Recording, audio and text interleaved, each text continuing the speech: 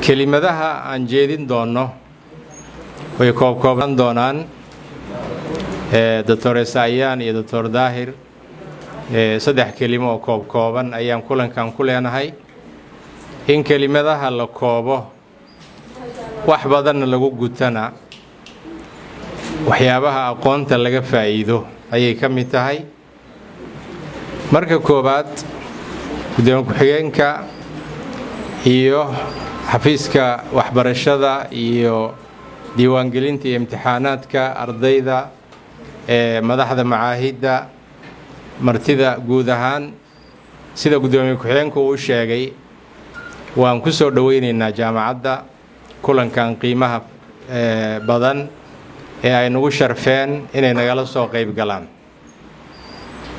waxaan rajaynaynaa waxa ugu weyn ee ka faa'iidi doono inuu noqdo inaan isugu nimid kulan cilmi lagu kala faa'iideysanayo laba dhacdo oo aad u waaweyn marka shareecada la fiiriyo dadka muslimiintaana ay aqoon dheer u leeyihiin iyo laba dardaaran oo dadkii hore ee wanaagsanaa ay nooga tageen oo cilmiga xiriir la leh ayaan kelimadeyda ku soo koobaya dhacdada koobaad ee muhiimka ah oo kulligeen aan xusuusanno oon aqoon u leenahay qof kastoo muslimana uu akhriyo uu ka warqabo waa nebiyullaahi aadam calayhi salaam oo aan ka beerannay abuuritaankiisii suurat albaqara waxaa ku soo arooray nebiyullaahi aadam markii la abuuray doodii ay ka gashay malaa'igtu allah tabaaraka wa tacaalaana uu ka jawaabay kadibna lagu sharfay nebiyullaahi aadam dhacdadaas kulligeed waxay xambaarsan tahay waa cilmi doodaas iyo dhacdadaas waxaa ka hadlaya 4 aayadood oo baqara ka mid ah 4ta aayadood ereyga cilmi iyo ereyada carabiga ah ka farcama marka la isku celceliyo tiro badan baa lagu sheegay 4ta aayadood waxaana laga fahmayaa sharafta nebiyullaahi aadam waxa lagu muujiyey oo nebi looga dhigay oo malaa'igta garta looga helay inuu yahay aqoonta ilaahay uu siiyey cilmigii ilaahayna wax laga siiyey dhacdada koobaad taas weeyaan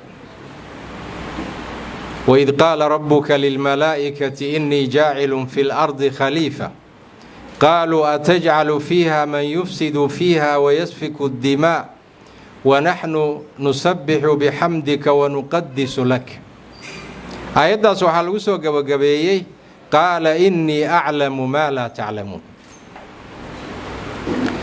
آيات أفراد أو قصة ضد أي كل ما نيسنا الله تبارك وتعالى ملائكته وحوسوا قبقبيي ألم أقل لكم إني أعلم غيب السماوات والأرض وأعلم ما تبدون وما كنتم تكتمون لبدا آيادود أود حيانا وعلمي آدم لبري أقونتي للسيي ملائكته مركا أيسان كورقبين إلهينا وكشرفي kabacdina iyaga loo bandhigay oo su'aal ahaan loogu bandhigay oo ay ka jawaabi waayeen nebiyullaahi aadamna lagu sharfay inuu ka jawaabo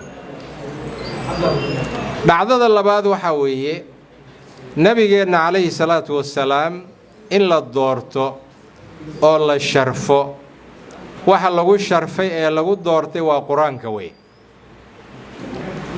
aayadihii ugu horreeyey ee qur-aanahee lagu soo dejiyey ee waxyiguna uu ku bilaabanayay oo dadka muslimiinta ay og yihiin cilmi bay xidhiir la lahaayeen iqra bismi rabbika alladii khalaq iqra ayaa qur-aanka dhan lagu bilaabay aqoon weeyaan waxaa la xidhiidhiyey aqoonta abuuritaanka bani aadamka ilaahay tabaaraka wa tacaala karamkiisa iyo weynaantiisa arrimahaasoo dhan baa la xidhiidhiyey. qof muslima oon aqoon lahayn macnaheedu waxa weeye bilowgii aadam abuuritaankiisa ilaa waxyigu uu soo degay iyo wixii ka dambeeyey xidhiidh badan uu la leeyahay ma jirta bay ka dhiganta. waxaa la isbarbardhigay qur-aanka dhexdiisa qofka waxyaqaani iyo qofkaan waxba aqoonaysan sinnayn. aqoon waxaa yeesha qofka caqligiisa uu shaqaynayo oo dantiisa wanaagsan yaqaana.